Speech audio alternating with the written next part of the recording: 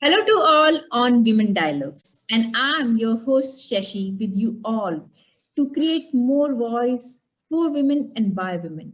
And today's our guest, Thato from Johannesburg, South Africa.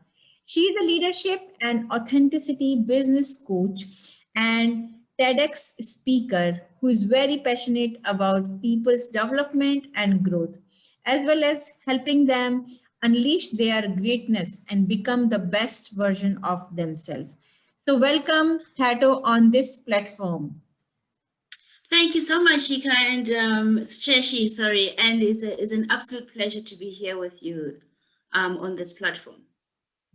Thank you to you as well for joining us and for being a part of this journey for us and as well as for globally all the women, all the listeners and who are watching and listening us. So please share your childhood memories and some experiences that helped and shaped the way you are today.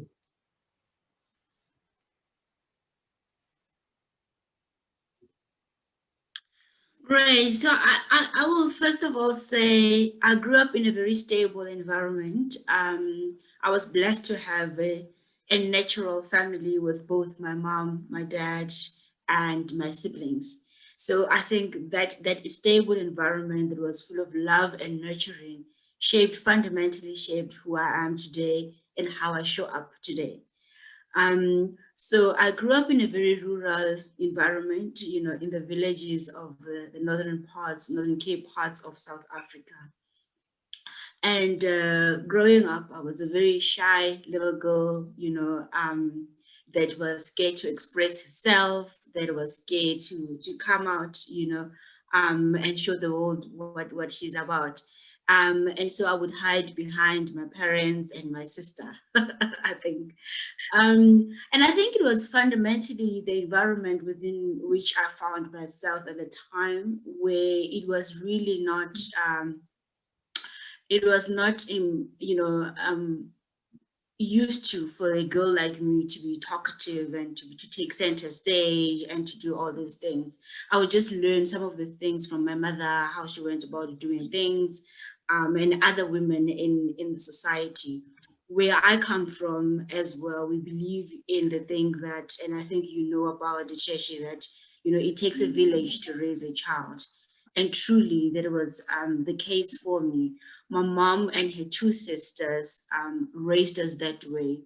So, in that way, when I see my aunt's son, or my aunt's daughter, I see him as equally as my sibling, as my biological sister.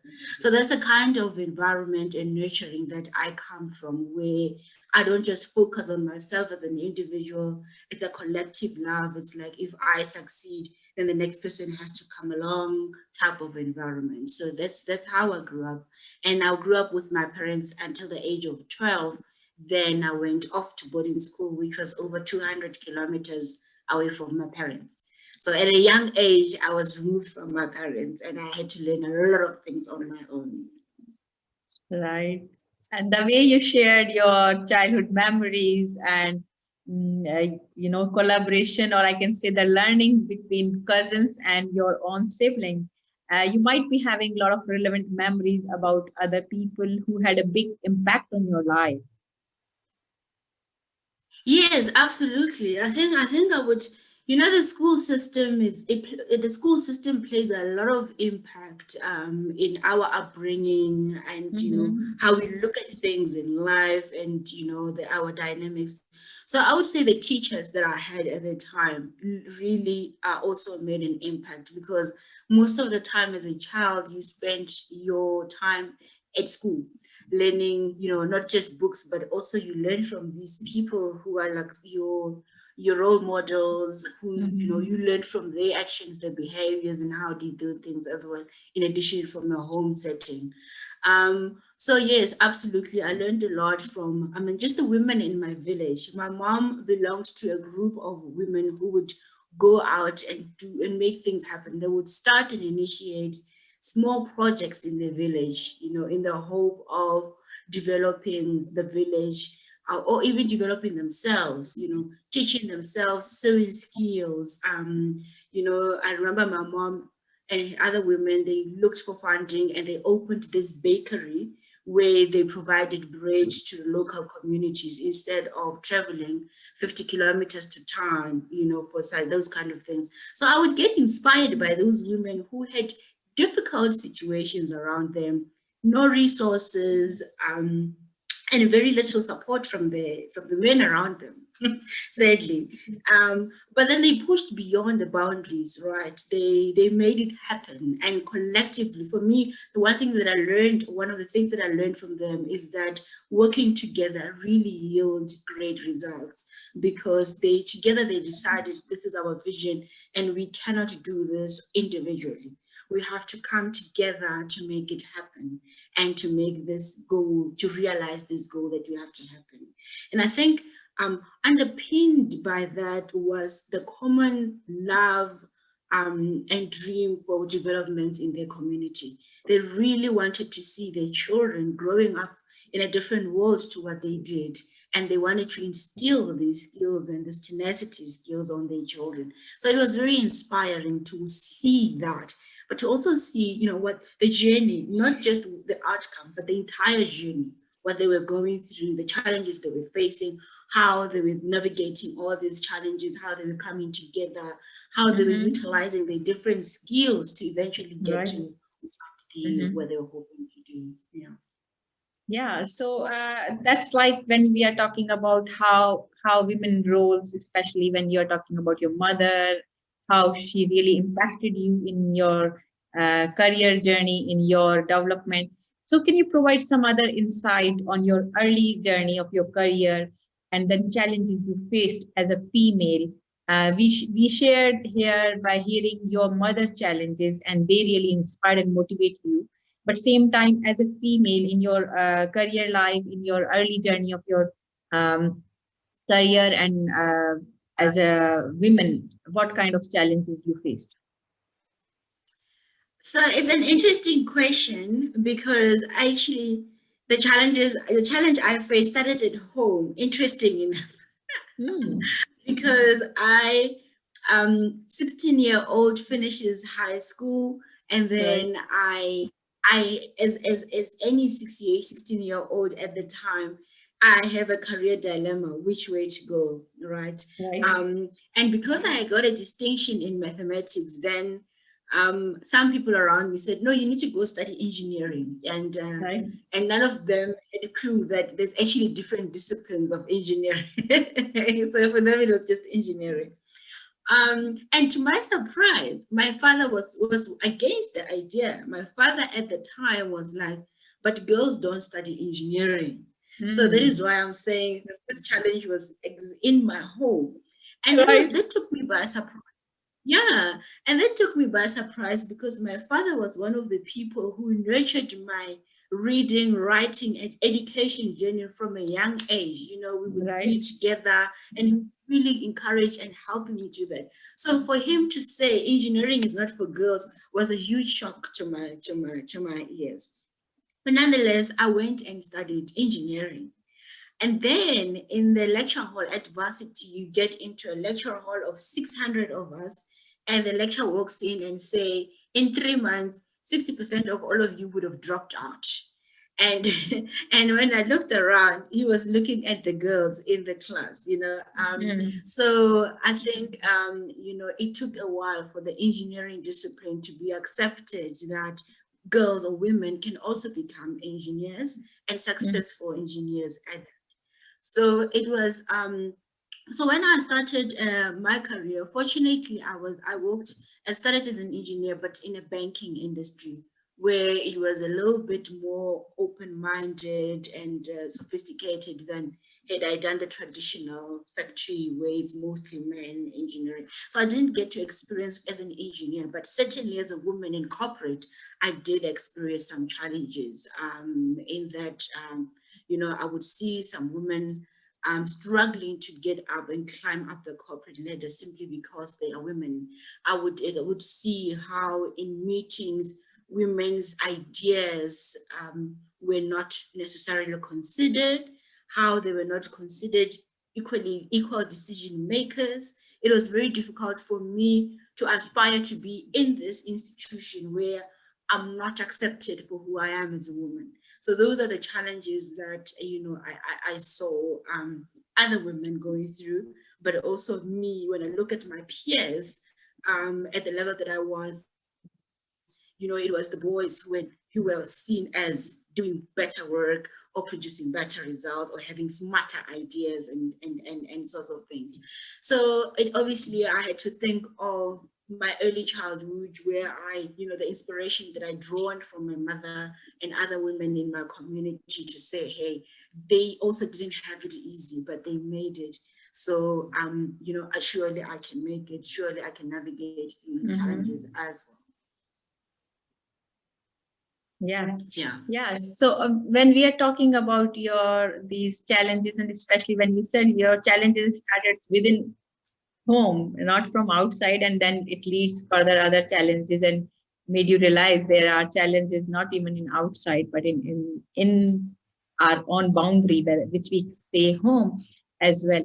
So do you think that in these times at your place or and in your area, female are facing still same challenges, or whether in their families or at their workplace, or if those challenges has been little bit modified?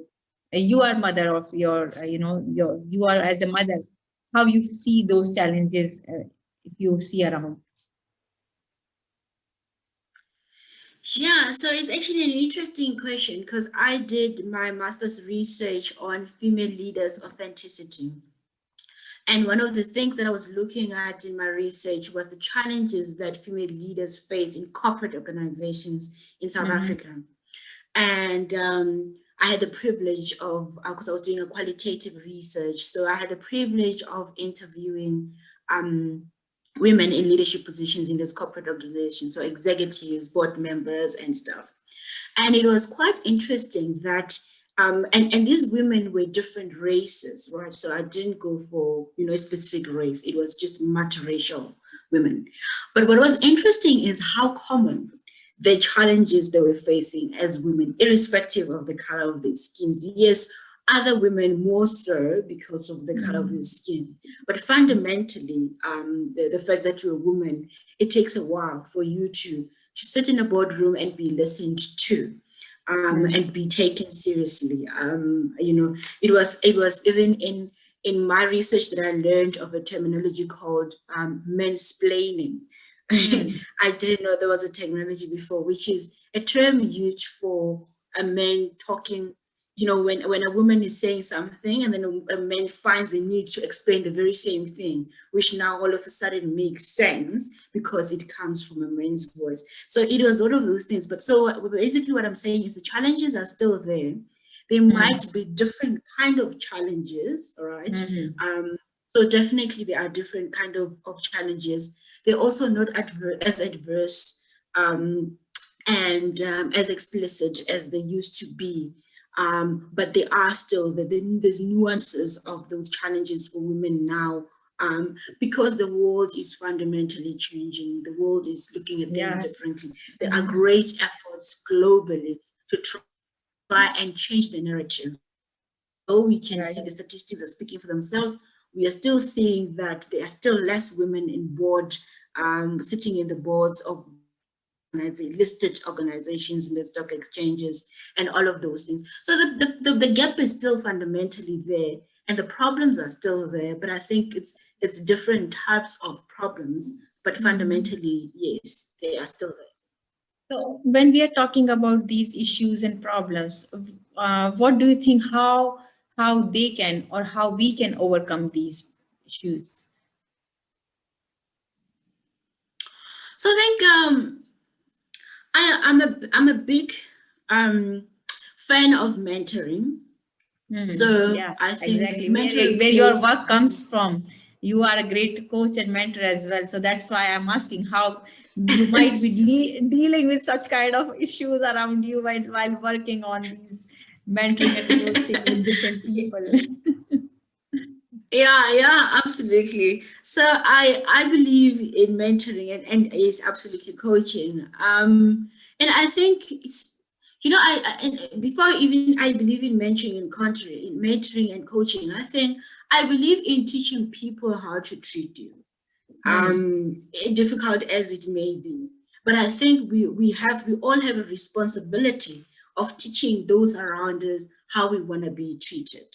Hmm. And it needs not be aggressive, right, as we're doing this. It is just in a subtle manner and in a progressive way, trying to teach people how to be respected, how to be treated. And I think it starts with respecting ourselves as well.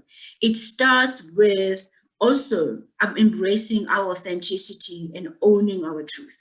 It starts with respecting our work as well, because if you know your worth and you let your work speak for yourself, then it's very easy to have that conversation. It's very easy to have that, hey, this is how I'd like to be treated. But if you give people doubt in anything, then it's very difficult. So I think it starts with showing up and stepping up into your power as a woman and saying, own the space, right? This is what I do and own it, and this is how I do it. And then we have a responsibility as women to mentor the young ones that come after us and really Right. hone their skills and nurture them from a young age, help them and train them to take ownership as well of their lives and be bold in how they do things. So that by the time they enter corporate, they've already established that they've developed the muscle to take over, the muscle to show people and teach people how to treat them. Yeah.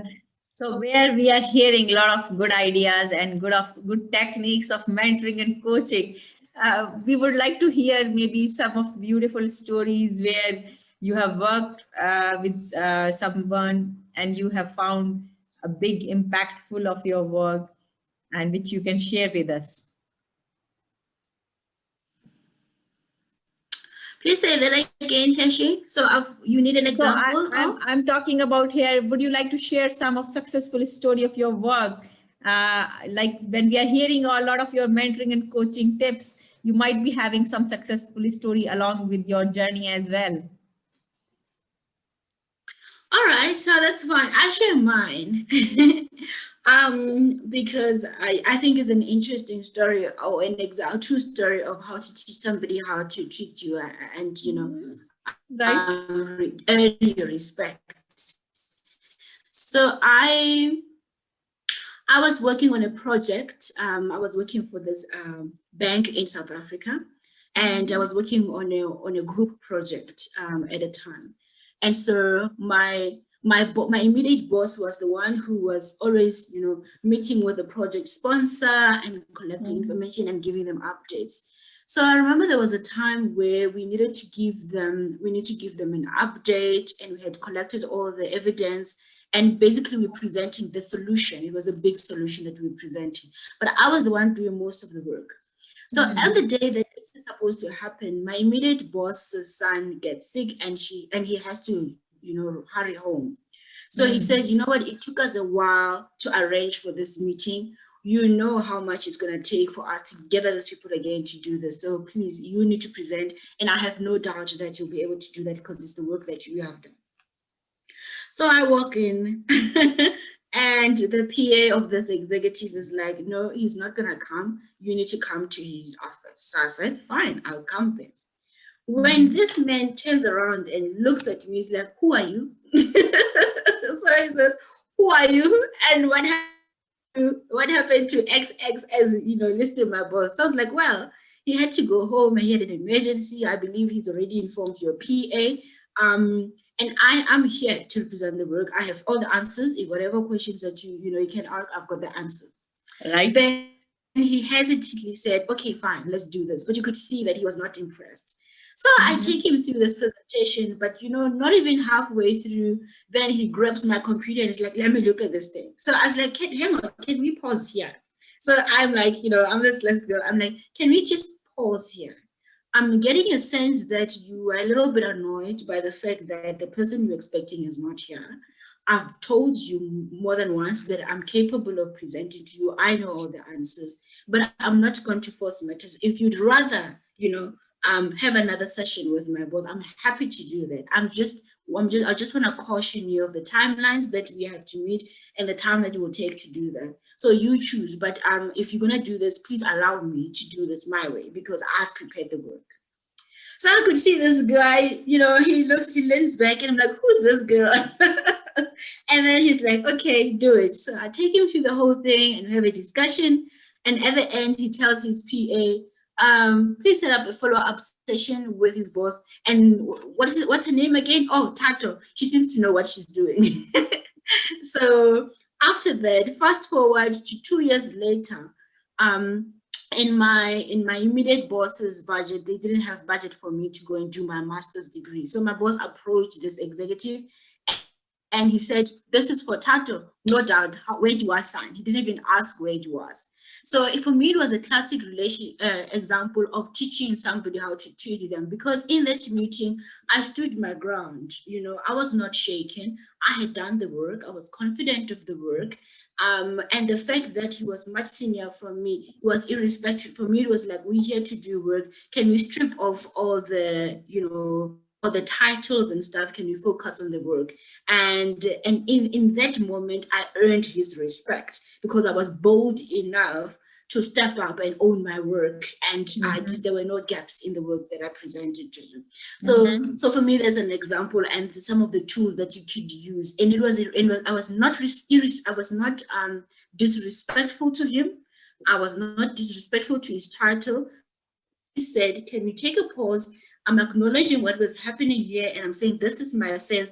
How do you want to proceed forward? However, these are the risks around, whatever way you choose. Yeah. And I think this is truly remarkable story or journey which you shared with us today. And we can get that sense how it is important to take your own place when it is required to do so. So when we are talking about as a feminine leadership qualities, what kind of feminine leadership qualities, if I ask you in one sentence, you represent yourself and which you can share with others as well? I think it's just being, first of all, be who you are. I really believe in being true to yourself. Don't try and be somebody else. As a woman, as a person, just be who. If you are a natural, if you're a nurturer in your abilities, and you like developing others, and you're not shouting, and be that. If you're a soft person, soft-spoken person, be that. What I ask is that then you need to be firm in the things that you do and in what you say. But I absolutely believe in being yourself and embracing your authenticity. Yeah, so being yourself and embracing authenticity is a key to being a successful woman and being what you are and what you want to become. And yeah, when I we are think talking, sorry, Shashi, I need to say about compassion, being compassionate and empathetic as well, because we need to be aware that we work with people, we work with human beings at the end of the day, and we all go through all sorts of different things all the time, especially in this COVID era. So we need to be sensitive and mindful of the journey and the spaces that people might find themselves in. So being empathetic is very important, being a good listener is important, and being compassionate. I think those are the qualities that are synonymous with being a leader. You can never divorce the two. Yeah, I think that's very powerful when you mention that being empathetic and being compassionate. And end of the day, we are working with people, and we have to be mindful what we are doing about. When we are talking all about these things and your leadership qualities, what kind of message would you like to give to other audience and viewers who are listening and watching us? I think take time to know what you're about. Really, it's important. So the introspection part is really important. And it is a never-ending journey. The work of the self is never ending. So invest on yourself. Take time away from the noise, because we usually caught up in the noise and the windmill. So we're going around in circles doing things. So just take time and connect with yourself and remind yourself of what you're about and who you are. So for me, and that's where we've reached a level of self-awareness, and we heighten that self-awareness, because once we're self-aware, that is where we can be easily empathetic and compassionate, because we also know how to deal with people. We also know our triggers when we're self-aware. We know what triggers you. You know what's going to put you in a compromising position, and so you develop the muscle to deal with yourself. That when you know this situation is going to trigger me, I need to remove myself from it. So I mean, that's why I'm saying the work of the self is never ending, because fundamentally we always working at making ourselves better people, better leaders, better partners, better friends. We need to better relations with other people. So I would just say invest time with yourself, about you, and work on being a better leader. Yeah, I think that's a very powerful message, that invest time in yourself rather than getting distracted by the noise, which is surrounded, in a lot of ways nowadays when we are talking about social media, a lot of news, a lot of, um lot of kind of negativities and a lot of kind of different things. You can get distracted easily, but if you are focused on yourself, you can develop the way you want to be. So when we are talking all about these things, last but not least, uh, why do you think the platform like this, Women Dialogue, is so much needed or and important? Oh wow, that is a powerful question. I think for far too long women have been shut down, if I can put it like that. And they've never had platforms to really air their voice, to amplify their voice, and to speak their truth and to share their stories, to inspire one another. It is Right. all a known fact that when women come together, magic happens, amazing things happen, and things get done, right? So I love platforms like this because it gives women an opportunity to share the beautiful, amazing stories that will inspire others, that will help others who may feel stuck, who may feel, I don't know how to move forward, and learn one or two things that will help them in their developmental journey. So I think it's an incredible platform, and I'm really excited that I had the opportunity to be on it. So yeah, that is why I do TEDx talks and still platforms like this, because I think it's really an amazing one for women.